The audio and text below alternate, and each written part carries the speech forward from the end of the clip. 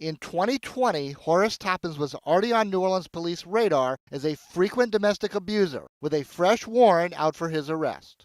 We do know has had a history of some domestic violence. This is all I can say about him at this time. 7th District officers were serving that warrant in April that year when Toppins opened fire, shooting Officer Kevin Doucette in the arm as he tried to serve the warrant. A very serious wound. Right.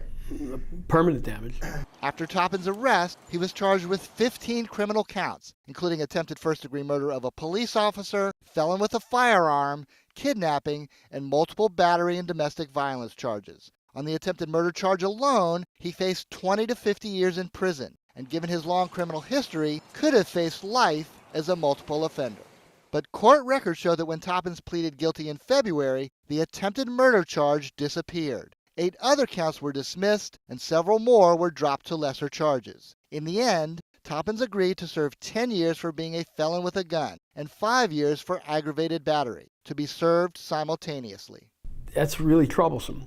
I mean, he ended up with a sentence that was more consistent with credit card fraud, okay, than it would be for the attempted murder of a police officer. A very similar case in Jefferson Parish was resolved with a very different plea deal just last week. A domestic violence call, an armed suspect resisting arrest, a deputy shot in the arm and the leg.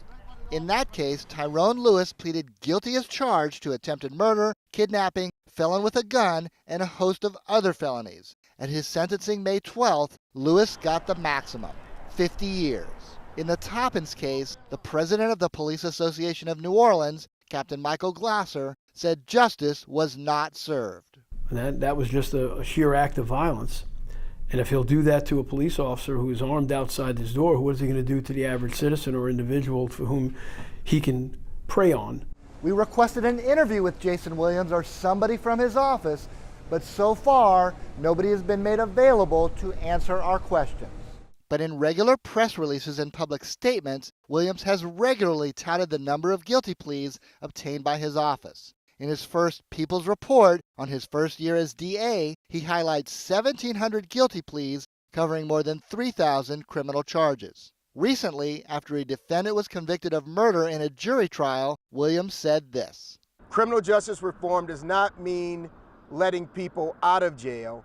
It means holding them accountable and putting them in jail." But an analysis by the Metropolitan Crime Commission of felony cases closed during Williams' first year in office paints a very different picture. Looking at all felonies resolved in court in 2021 through either dismissal, plea, or trial, only 41% ended in a conviction, and only 10% ended guilty as charged. Zeroing in on violent felonies, including everything from murder to rape to carjackings and other robberies, the conviction rate was up to 53%, but only 6% were guilty as charged. 6% of all the violent felony cases ended up guilty as charged.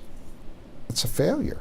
It's a failure as a prosecutor. In the rest of the convictions, 19% of the cases ended with a plea to a lesser felony, 27%, more than 1 in 4, ended in a misdemeanor.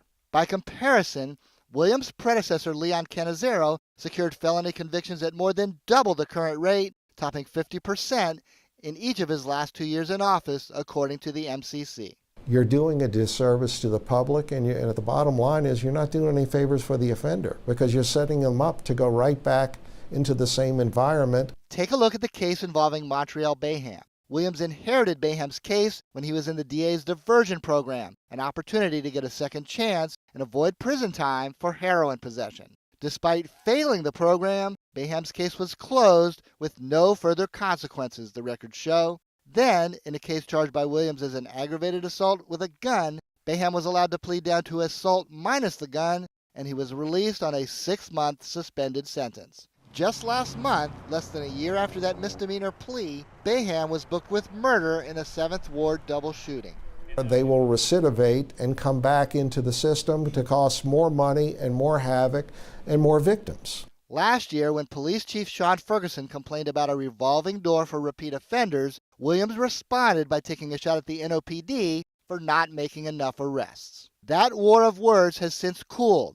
But let's look at this double-armed robbery case made against Ronald Burton by the NOPD's elite violent crime abatement team. That's the proactive unit Ferguson developed to go after the city's most violent repeat offenders. And sure enough, Burton is a career criminal going back to the 1980s. After Burton's most recent conviction for burglary, he violated his probation and in 2016 was sentenced to 6 years in prison. He was already out on Thanksgiving of 2020 when detectives say he rode up to two people on a bike on Montague Street, pulled a gun, and robbed them.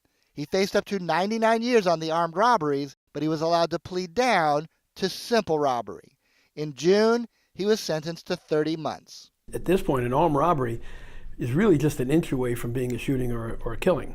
We will continue to highlight cases like these as we dig through the data, and we will continue to seek answers from District Attorney Jason Williams. Some cases may falter when witnesses get cold feet, or evidence is blocked, or new information is gathered. But Goyeneche said the big picture is too glaring to ignore. In 2021, 74% of violent felony cases that were closed in New Orleans ended either in dismissals or misdemeanor guilty pleas. Prosecution and arrests for a felony that is concluded as a dismissal or a misdemeanor plea deal is a failed prosecution. Mike Perlstein, Eyewitness News.